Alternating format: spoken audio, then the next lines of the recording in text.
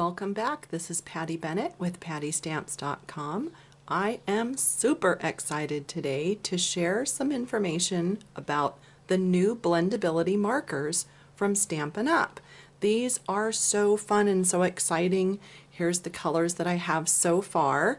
As a demonstrator, we've been able to pre-order some colors, so that's what you'll see me working with today. As of July 1st, you will be able to get all of these colors as well, and then in August, everything will be available. So just want to show you some great samples and some quick tips for using your blendability markers, as well as the Memento ink pad and the color lifter marker. So these are just a few quick samples, and I'm going to go over some of these and show you the methods that I used to color these with the blendabilities. So as you can see, an outline stamped image is great for this because you want to be able to color in just like when you were a kid and you were coloring in your coloring book. And then isn't this pretty? You can color on the rhinestones. You can color on pearls. You can even color over on candy dots. I used the neutrals package that has the white and vanilla and gray, and I colored over some of those. So these are really fun, and then I'm also going to show you a couple tips for coloring buttons and other embellishments. You'll find the blendability markers here on page 212 in the catalog. And like I said, there will be a select number available in July, and then the rest of them will be available in August. So check my blog for all of that information, as well as how you can get free rhinestones and free pearls so that you can color them and make your own custom colored pearls and rhinestones. To use the blendability markers, you are going to want to purchase the Memento Tuxedo Black ink pad that is available on page 212 in the catalog. There's also a refill for this, and I would suggest getting it at the same time that you purchase your pad, just so that you don't run the risk of your pad running dry at an inopportune time. Nothing like trying to get some important stamping done and then having a dry ink pad, right? So outline stamps are the best for playing with your blendabilities. Something like this is a great stamp to use.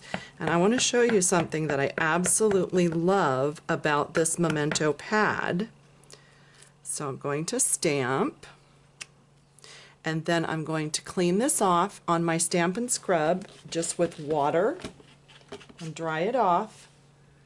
And no staining. Don't you love that? I am loving this black pad because I always feel so bad when my rubber gets all stained in black. So that is a fabulous feature of this pad, that it will not stain your rubber. So one thing you're going to notice about these markers is that they come in a 3-pack. So it will be called, for instance, this is Cherry Cobbler, and it would be Cherry Cobbler Light, Medium, and Dark. Or this would be Rich Razzleberry, Light, Medium, and Dark. So that is how they come, and you don't have to guess about which colors are going to blend nicely together, and that is a really great feature. The only exception is that the skin tone markers come in a set of 6, so that you get 6 different skin tones, all the way from a light ivory to a very dark brown. So that is a set of 6. Otherwise, everything is in a set of 3. So in general, when you start playing with them, try to just stick with a set of 3, the light, medium, and dark, and play with that. But then on this sample, I just wanted to show you how I also brought in the blush marker to kind of do some blending. So this is the finished example. This would be step 1, and I started with the medium Cherry Cobbler marker, and you can see where I just did some low light shadow shading where I thought that it would be darkest, like below a petal or down in the center of the flower. And then here I just added some of the light Cherry Cobbler, and you go over the darker one and you just sort of blend out. And then here, third step, I added some of the darkest one. And you can see as you go, it doesn't always look so perfect. It looks kind of funny actually, but the end product is very pretty. So then I put dark on top, and then I re-blended it together with the lightest one. And then this is where I brought in this blush marker, and I just colored over all of it, and I gave it just sort of a little bit warmer hue. So that's the finished example, and you can see the darks and the lights, and then you can see sort of that different shade that the blush marker brought into it. All of the markers have dual tips, and these are really on there tight. So if it's a little hard to pull off, that's how it's supposed to be, and that's going to keep your tip moist. So you have a brush tip on one end, and that has the thicker line here so that you know which end it is. Then on the other end with the skinny line, that is a smaller tip. They're really on there. I'm not kidding. That's the smaller tip. And you can use whichever tip for any of the coloring that you like. It's a matter of playing with it and seeing what is more comfortable for you. For these smaller areas, I liked the smaller tip. And then when you get to this part where you're just sort of brushing the color out, I would go to the lightest one and use the brush tip to kind of do that brushing out and going over and the blending. So that's one way that you can do your coloring and your blending, and you're just layering on the different colors, and then you can blend it out with your lighter color at the end. On this sample, I did basically the same thing where I put the darkest of the cherry cobbler color in the centers, and then I added a medium and a lighter. But to get that really light part out at the edges, I used the color lifter, and that is a separate purchase. It's this one. It just has white caps on it, and it kind of will remind you of a blender pen, and it's just sort of clear at the end. You can see it's stained a little bit from doing the coloring that I did. But at the very end, what I did was I just sort of pushed back like this, and it will lift off some of that color. So that's how you get an even lighter highlight in your piece of work. And I did it the same right in the center here, well, not the center, but the center of each petal of the yellow.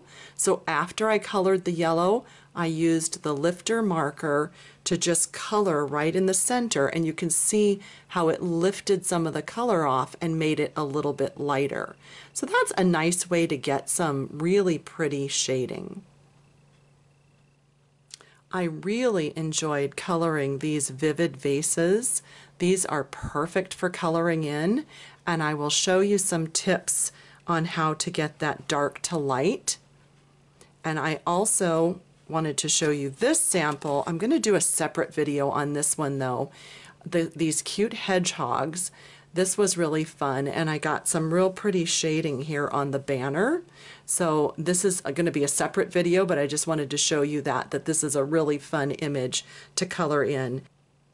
I made myself just a little cheat sheet here with the pack of 6 skin tones because I wasn't sure which one actually was going to be the lightest. So this helped me when I was coloring in these hedgehogs to see which of the tans and the browns that I wanted to use. So you might want to make yourself just a little chart or something to keep handy. Okay, so just one more tip for this video before I move on to show you a couple of other fun things. I want to show you how I colored the vases, and on these I actually only used 2 of the colors. You could use all 3 if you want it to go even darker, but I just tried it with the medium and the light in each package, and that's how I got these. So I'll just show you with the pumpkin pie markers, so I'm not going to use the darkest one. I'll use the medium and the light, and what I started out with was the smaller tip of the medium marker, and I colored just around here where I thought that it would be the darkest shadow, like that. And then I used the medium one the light one with the brush tip. And you want to start by going over that darker one because you want to blend out and pull that color. And then as I went towards the other side, I just went over it once. So here I was blending several times and then pulling the color out to the other edge, and by the time I got to here, it was just one stroke. And that's what gave me this real pretty blending. So you can see how it just goes light to dark. And like I said, if you wanted it even darker, start with just one little line of the darkest there. But isn't that easy? It is so simple to blend with these. I think it's really fun. Okay, so if coloring on the rhinestones and the pearls and the candy dots wasn't fun enough for you, how about coloring on the very vanilla vintage buttons and the clear designer faceted buttons? This is really fun. So what I did was I just took a strip from my glue dots and laid it out, and on every glue dot I stuck a button to it, and then I used one of my blendability markers and just colored them all different colors. So simple. So this one I haven't colored yet. I just want to show you how fast that is. So you just color it right on top of it. You could even do two colors if you wanted to blend or shadow. But there you go. That's all there is to it. And you can color any of these embellishments and make them custom for your project. So if you needed 10 orange buttons, you can make them and you don't have to buy multiple packages of colored buttons. I think that's really a fun perk of these markers. So watch for a couple more videos coming over the next couple of weeks with more detail and more techniques using the blendability markers. I hope this was a helpful overview for you and gives you a little bit of an idea of what direction you can go with these markers and the different types of projects you can make. Let me know if you have any questions. Leave me a comment on my YouTube channel or on my blog at pattystamps.com, and I would love to help answer your questions. Thanks, bye-bye.